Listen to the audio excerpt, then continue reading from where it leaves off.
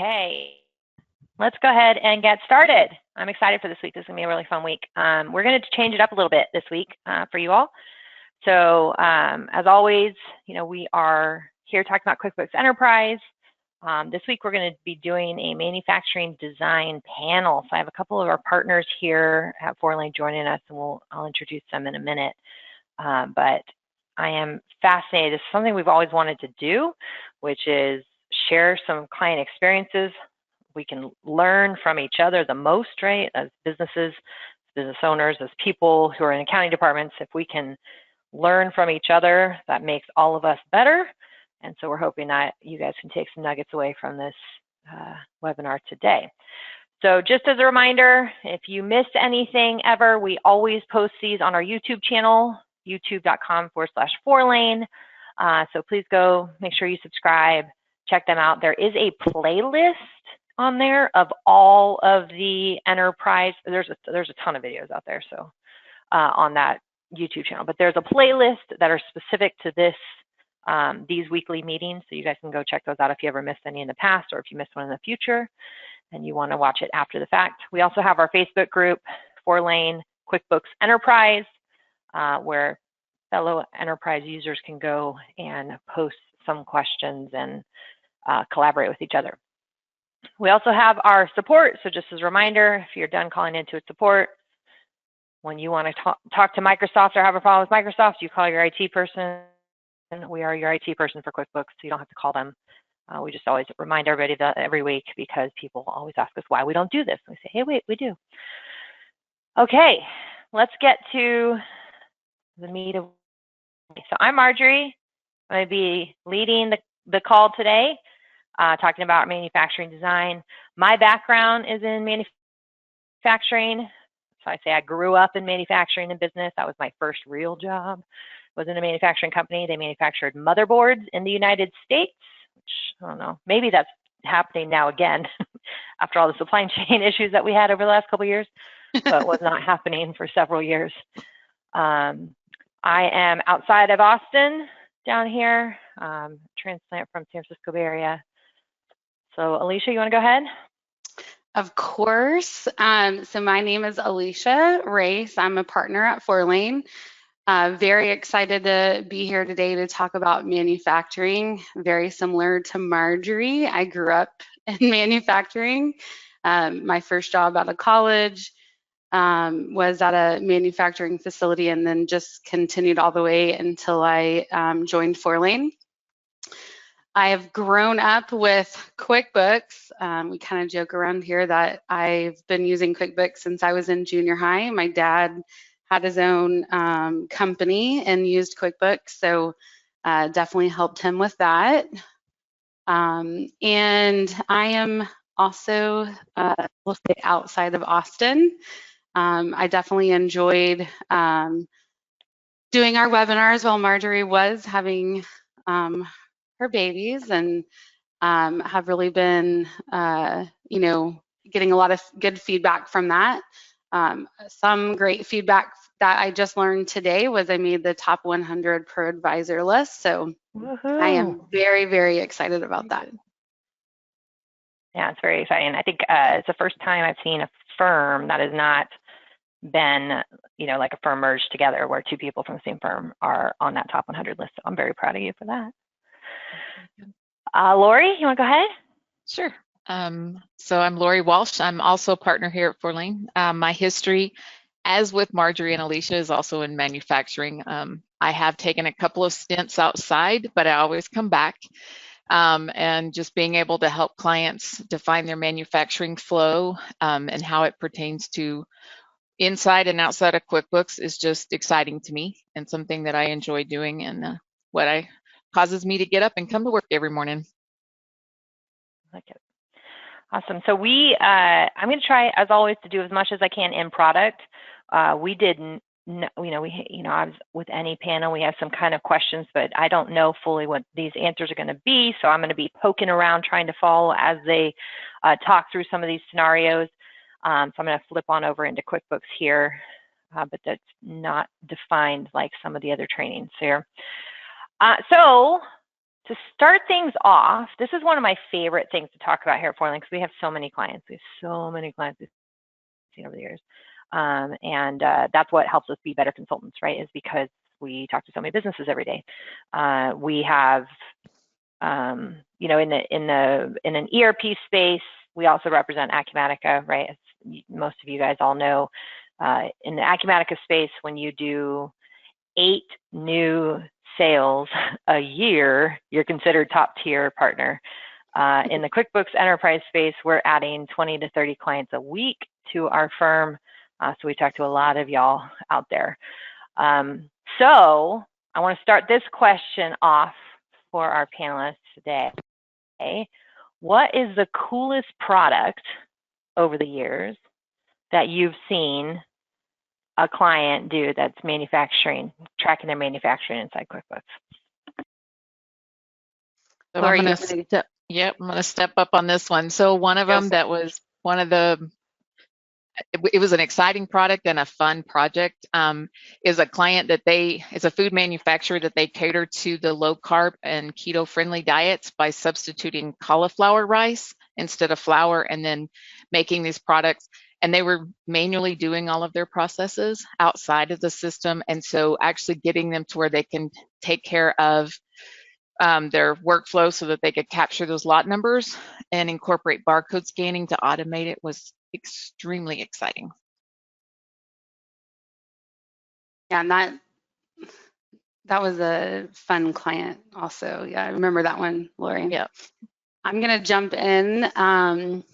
So I have 2 that come to mind, and you know, it's always hard to pick one, especially since I've been doing this for a minute. So there was a ton that I had to you know, go through to figure out, but one of my nicest, you know, clients that have really, well, not one of them, because I have so many nice clients, but this lady, she was a CPA and a mother of someone who is in this company. And so it was really cool to me to be part of this. They manufacture luxury handbags. These handbags have been worn by some of the most famous individuals in the world. Our current First Lady has worn those, even former First Ladies and celebrities like J-Lo and Sandra Bullock. So sometimes just to talk to this individual, this client, and have her tell me about some of the things that they were doing, it was just super exciting to, you know, be part of getting their inventory set up, that she didn't have to track it outside the system in Excel, which is what they were doing before they came to us, and also be able to track multi-currency as they're building and getting, you know, the product from overseas for the leather and stuff like that. So it was just really cool. We set up lot numbers and virtual sites because they do trunk shows. So very excited to be part of that, with, you know, working with that client. The other one, this is kind of near and dear to my heart, just because racing has always been part of my, you know, personal life. I like fast cars. I like loud cars. I, you know, just have always been around racing. And so I had an opportunity to work with international IndyCar manufacturer, and just some of the nicest individuals that I've been able to work with, and they know so much about their product, and to be able to, you know, show them that QuickBooks can set up assemblies and be able to track virtual warehouses, which they didn't think that they would be able to do. And really get, one of the biggest things that we did was set up classes properly so they could get an additional layer of reporting, because their parts can be sold as part of the actual car, or also part of their services, repairs, things like that. So it was just really nice to be able to work with them. That's fun. It's a fun one too. I think for me, my favorite's always when we see food come in the door for some reason, maybe because I'm in Austin, I like food. All of us down here like food. But anytime we see any kind of food manufacturers come in the door, but I lumped food in there with also alcohol. We just had a whiskey manufacturer that came in. We have several distilleries out here that run their manufacturing through. There is some specialized reporting, of course, that we have to do in that industry, both food and alcohol.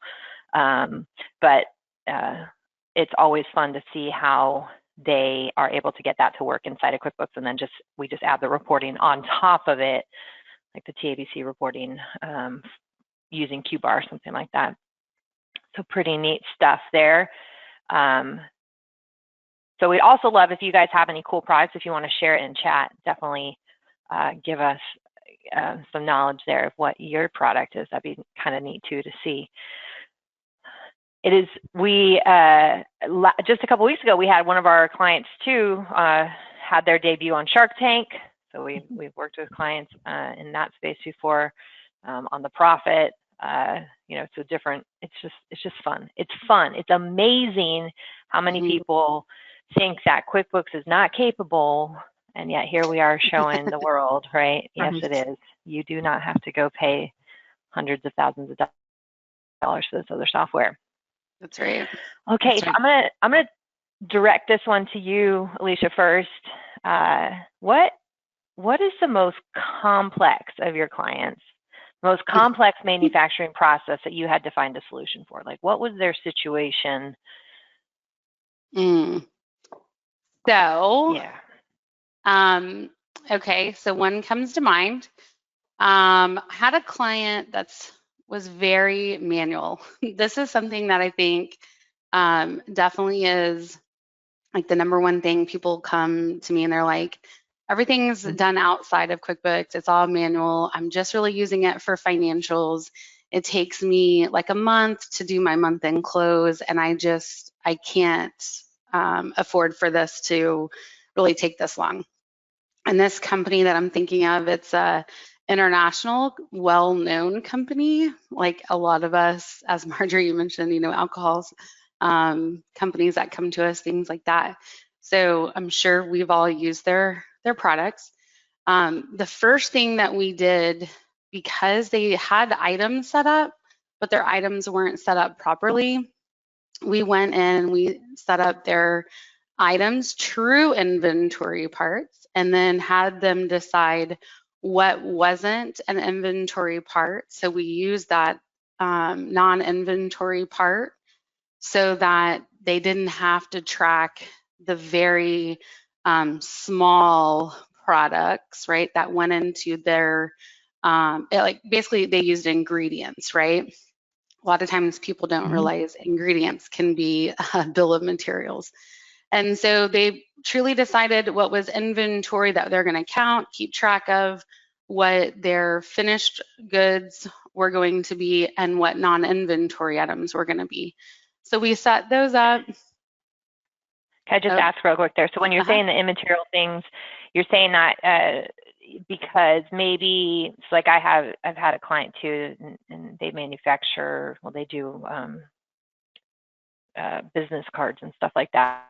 And so they never wanted to inventory their ink because they said, I want to just, go look and see when my ink is low and reorder. I'm not going to count it, but they wanted to cost towards the BOM. Right. So we can still do that using the non-inventory parts, right?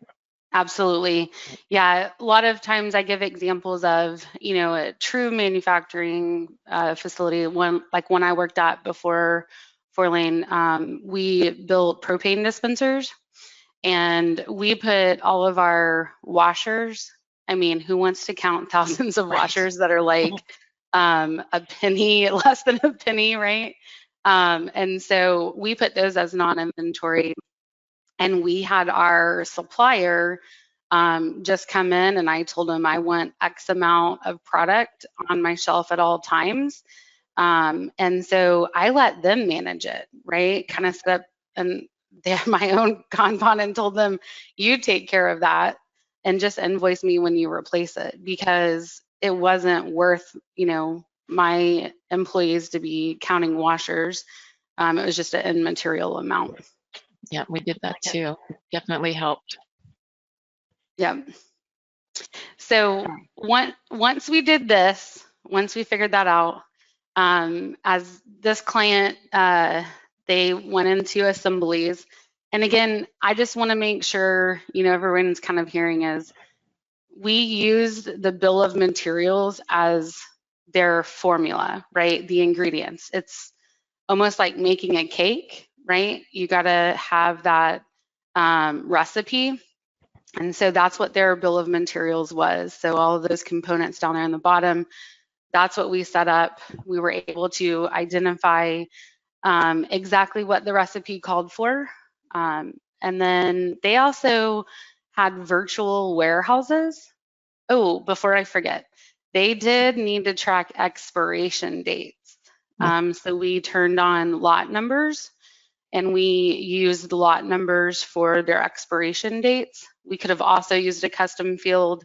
They chose to use the lot numbers because they wanted people to be able to, they wanted to force them to pick so that it would flow all the way through when they were manufacturing and selling.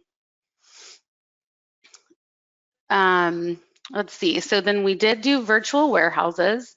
And the virtual warehouse, I explained to them, just like I explained to my clients, virtual warehouse can be set up just like a warehouse, a physical one that you can see that you're standing in. So we set up that virtual warehouse, and we started building their workflows to mimic the real world. And that allowed them to see real-time inventory, something that they couldn't get out of Excel. They were working with their virtual warehouse company, making sure that they were providing them on a weekly basis, everything, or daily basis also, everything that was being produced, that was in what, just coordinating with them to get that real-time data. They were building, if they had a base product, they would build that out of the virtual warehouse and keep everything in the virtual warehouse. So when we went to where you had that build assembly screen open, you can select that virtual warehouse as the site and put that in there. And so that's what they did. They also, because they had such mass quantities, I mean, like probably one of the largest companies that, I've worked with buying bulk. As we set up those items, one thing I forgot to mention was, we set up our reorder points, and that allowed for us to do auto reordering. So using the inventory stock status report, it allowed, yep.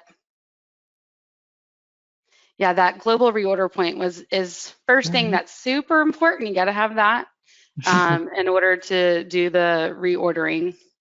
You can set it up by site. And so we use that stock status report to do our auto reordering.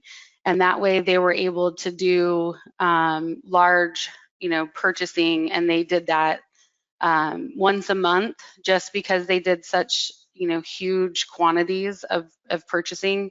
I'm sure that changed after COVID happened, but this is a client I've been working with for a long time. So one of the other things that we did, which was really fun, was we put together weekly cycle counts. So they implemented this with their virtual warehouse. We did the cycle counts for all of their large dollar items, and they just rotated them. And so wasn't, a lot of my clients are like, Alicia, I cannot stop and do a cycle count. And, I definitely expected them to kind of give me some pushback on this, but they saw the value and everything else that they were doing. So with me, and so they were like, okay, we're going to trust you. And I just told them, you don't have to, if you've got 1,000 inventory parts, you don't have to, a cycle count doesn't require you to do every single one.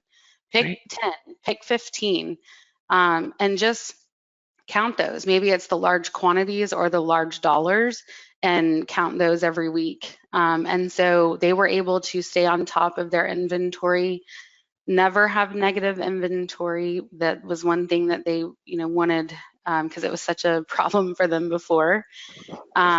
And then they also, at the end of their year, they didn't have any more huge adjustments because they were doing these cycle counts throughout. So they really liked this. They also had R&D. And so a lot of times clients, they won't even set up to start tracking R&D, but we set up R&D items in the item list. We set those up to hit their P&L, so it had an R&D expense section, and sometimes they would test it and the product would not go anywhere. Other times they would test it and it, went off. It was great, right? Huge thing. So they would release that product. Because they used the items, they were able to identify how many of this new product that they actually made.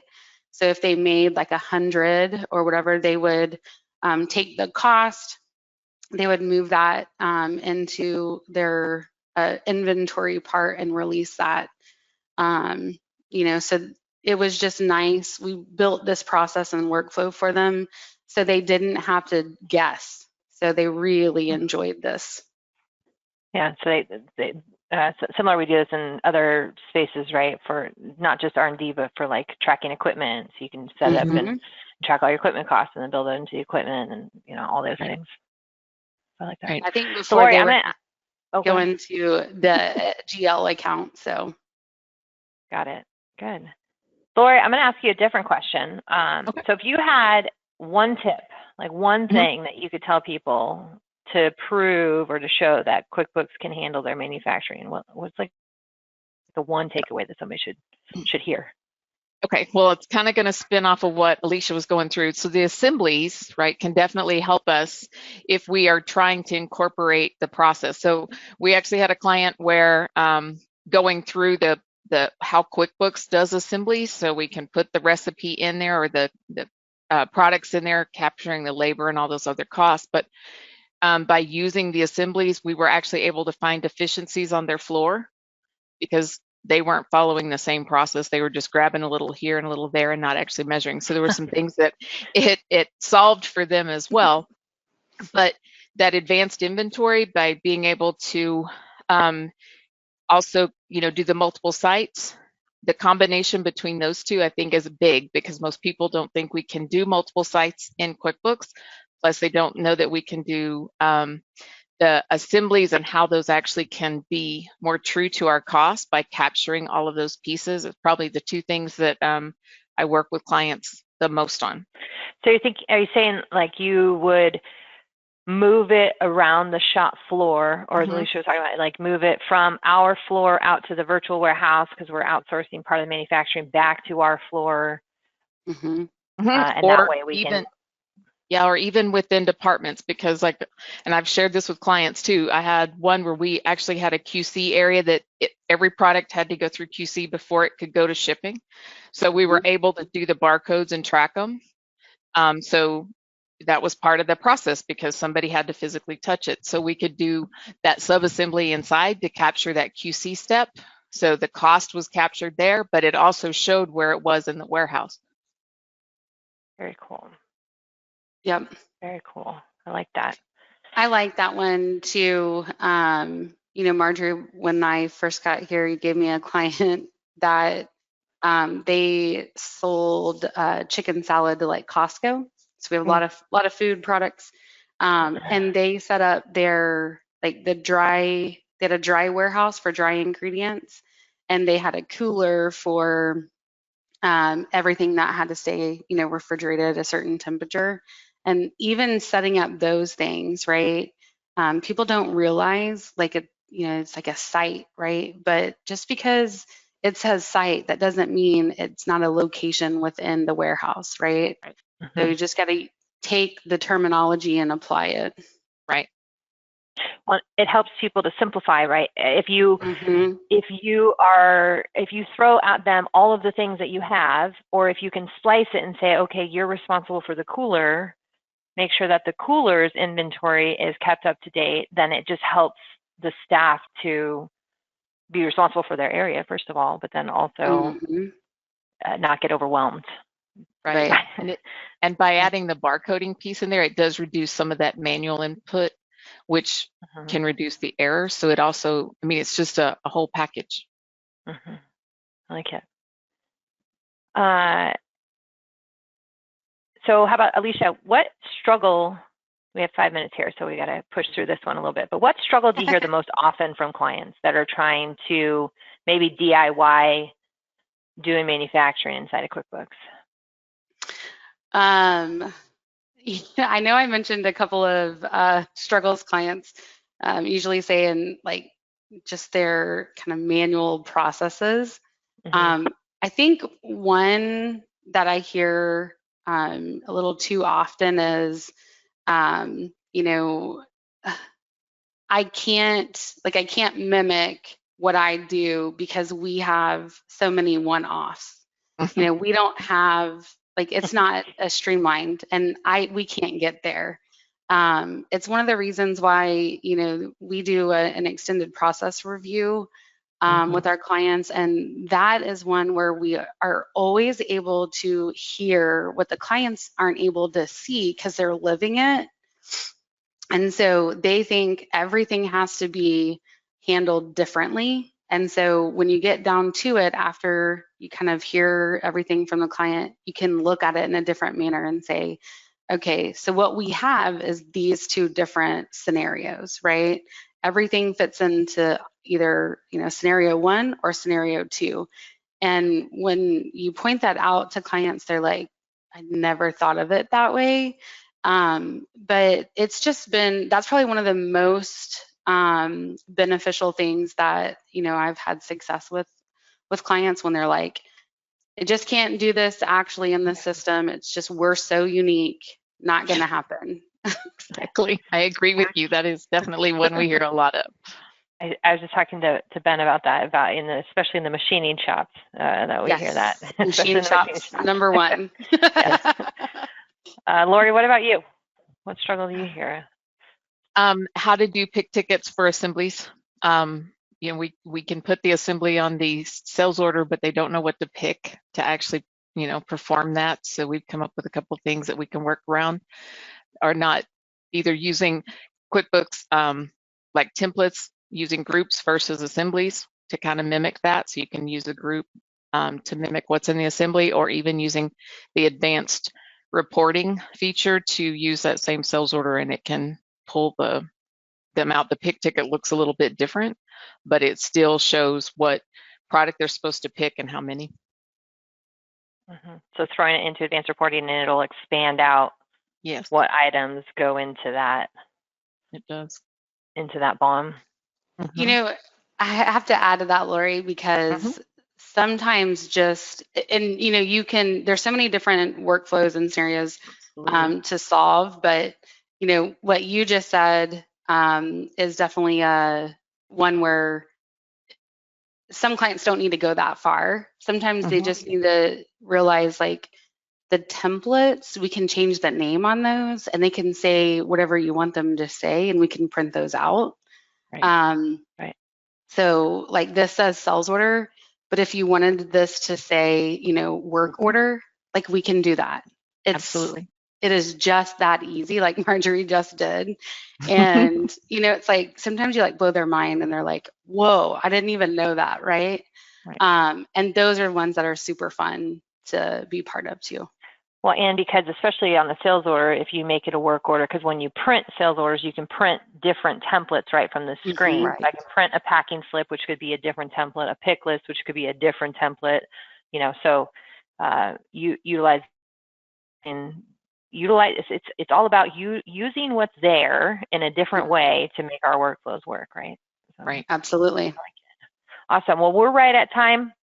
We'll hang out here for just a second, guys, if you guys have any questions for us today. So Also, if you have anything that you want in future courses, we're going to do 3 weeks of these panels. We're doing manufacturing this week.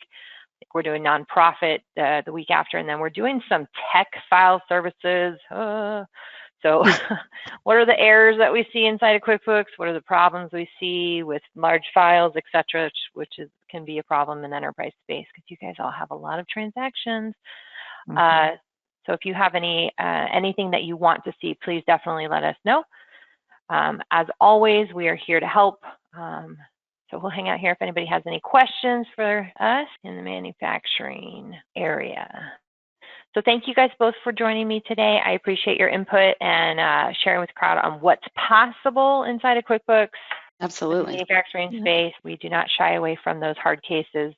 So everybody have a great afternoon. Thanks, guys. See you next week.